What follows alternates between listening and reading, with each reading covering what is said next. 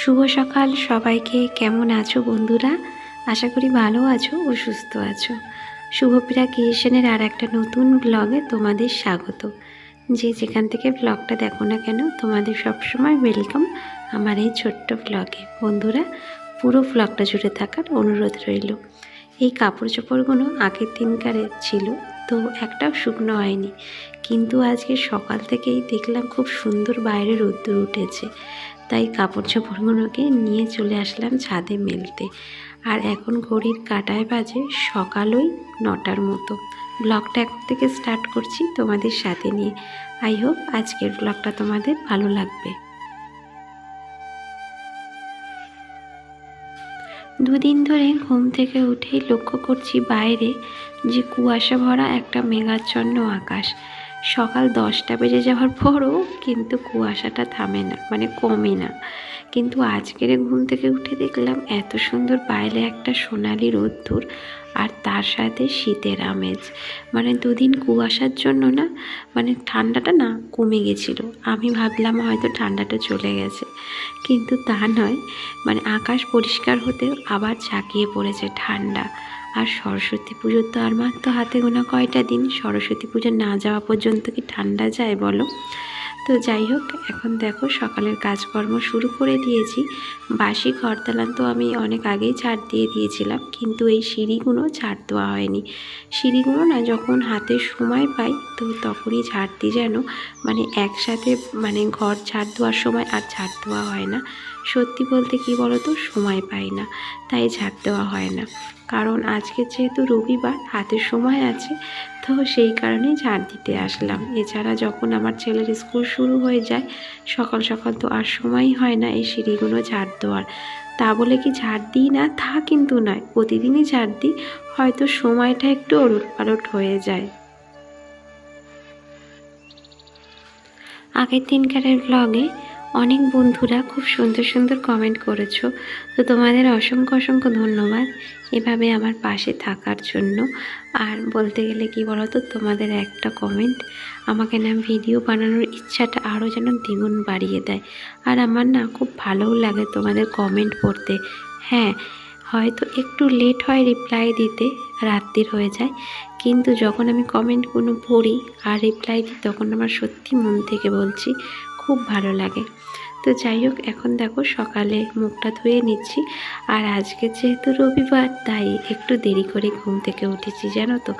ভাবছিলাম যে আজকের একটু মানে আগের দিন রাতে ভেবেই শুয়েছি যে আজকের আমি একটু দেরি করে ঘুম থেকে উঠবো, কারণ প্রতিদিনই তো সেই কাজকর্ম শুরু হয়ে যায় সকাল থেকে উঠেই। মানে সকাল সকালে ঘুম থেকে উঠতে হয়, কিন্তু আজকে যেহেতু ছুটির দিন তাই ভাবলাম একটু লেট করেই সমস্ত কাজকর্ম করি। চাটা খেয়ে এখন কিছু কাপড় চোপড় কেচে ধুয়ে নিয়ে চলে এসেছি ছাদে। আজকে তেমন কোনো কাপড় জামা নেই, মানে তেমন বেশি জামা কাপড় পরেনি। আগের দিনকারের পরনে কতগুলো জামা কাপড় ছিল, তো সেগুলোই একটু জল কাচা করে ধুয়ে দিয়েছি। কারণ তোমরা যারা আমার ভিডিও দেখো তারা নিশ্চয়ই জানো যে আমি রেগুলার কিন্তু কাপড় কাচি, একদিনও কিন্তু গ্যাপ দিই না। আসলে কি বলো তো, বাসি জামা কাপড় রেখে দিতে না আমার একটা কেমন লাগে জানো তো। অনেকে করে দেখি যে এক সপ্তাহ জামা কাপড় বা 3-4 দিনের জামা কাপড় একবারে কাচে, কিন্তু ওইটা না আমার না ঠিক ভালো লাগে না জানো তো। তাই জন্য প্রতিদিনকারের জামা কাপড় আমি প্রতিদিনকারে ধোয়া মানে কাচা ধোয়া করাটাই পছন্দ করি। আর আজকেরে ভাবছি যে বিছানার চাদরটাও তুলে মানে ধুয়ে দেব।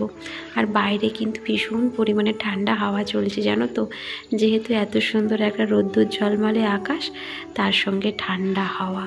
তো যাই হোক, ঠান্ডাটা যেন আবার ফিরে আসছে, আর ঠান্ডাটা পড়াও উচিত জানো তো। আমাদের দেশে বলতে গেলে ঠান্ডাটা নেই বললেই চলে। এই ডিসেম্বর জানুয়ারি এই দুটো মাসই ঠান্ডা থাকে, কিন্তু আমি চাই অন্তত 6 মাস ঠান্ডা থাকুক আর 6 মাস গরম থাকুক। কারণ কি বলতো, যেহেতু আমি উপরের ঘরে থাকি, আর ওপরের ঘর তো জানো গ্রীষ্মকালে কতটা গরম হয়ে যায়। আর আমার আপাতত এখনও এসি নেই, তো এসি না থাকলে বুঝতেই পারছো ওপরের ঘরে থাকাটা একদম মুশকিল হয়ে যায়। আর তোমাদের বলছিলাম যে আমি একটা বেড কভার আজকের কাচবো, তো আমার বেডরুমের বেড কভারটাই দেখো তুলে এনেছি কাচবো বলে। আর একটু গরম জল করে নিয়েছি, কারণ গরম জলে দিলে না খুব তাড়াতাড়ি নোংরা ছেড়ে যায়। আর শীতকালে দেখবে বিছনার চাদর খুব তাড়াতাড়ি নোংরাও হয়ে যায়, কারণ ধুলো বালি ডাস্ট সমস্ত কিছুই বিছনার চাদরে এসে লাগে, আর উঠতেই চায় না ভুলতে গেলে গরম জল না দিলে। আর পাশের ঘরের বেডের যে চাদরটা সেটাও নোংরা হয়েছে, কিন্তু ওটা আজকের আমি ধোবো না, কারণ এই চাদরটা দিয়ে আর পিলো কাভারগুলো দিয়ে অনবরত আমার রং উঠতেই থাকে। তো সেই কারণে এটার সঙ্গে আর ডুবাবো না, তাহলে ওই সাদা কালার বেড কভারটা আবার রঙিন হয়ে যাবে। আর যেটা আমার বর না একদম পছন্দ করে না, জানো তো, কোনো জিনিসে রং লাগলে। আর এদিকে দেখো দুপুরের রান্নাটাও বসিয়ে দিয়েছি। এখানে একটু পেঁয়াজ আর রসুন ভাজছি কাঁচা লঙ্কা দিয়ে, কারণ আজকের একটু লাল শাক বানাবো।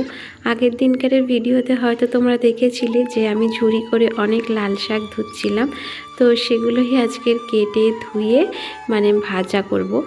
তো অনেকটাই শাক, জানো তো, ভাবছি যে এতটা শাক কী করে আমরা দুজন মিলে খাবো।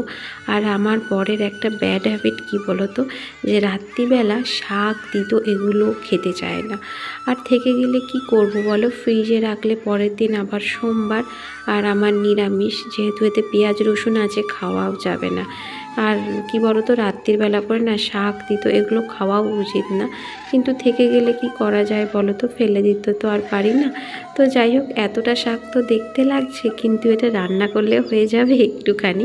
তোমরা কন্টিনিউ করতে থাকো ভিডিওটা, আশা করি দেখলেই বুঝতে পারবে কতটুকু হয়ে যায়। আর যারা তো রান্না করো তারা নিশ্চয়ই জানো শাক ঠাক যখন রান্না করি তখন অনেকটা লাগে, কিন্তু যখন একদম মজে যায় রান্না কমপ্লিট হয়ে যায়, তখন দেখো কতটা হয়ে গেছে, যেন মনে হচ্ছে আমাদের এক বেলাতেই হয়ে যাবে। আর এই লাল শাকটা না বন্ধুরা আমার খুব ফেভারিট। যত রকম শাক আছে তার মধ্যে থেকে এই লাল শাক আর লাউ শাক, এই দুটো হচ্ছে আমার ফেভারিট খাবার বলতে পারো সবজির মধ্যে। আর এইখানে দেখো আগের দিনকারে ফ্রিজে কিছু মাছ রেখে দিয়েছিলাম রান্না করব বলে, তো সেগুলো ধুয়ে এখন নুন হলুদ মাখিয়ে নিচ্ছি। আর মাছটা আমি রান্না করব আজকের বেগুন আর আলু দিয়ে, আর কালো জিরে ফোড়ন আর একটু সামান্য জিরে বাটা দিয়ে। ব্যাস, তো বন্ধুরা আজকের ভিডিওটা এখানেই শেষ করলাম। কেমন লাগলো অবশ্যই কমেন্ট করে জানিও। আবার দেখা হবে নেক্সট ব্লগে।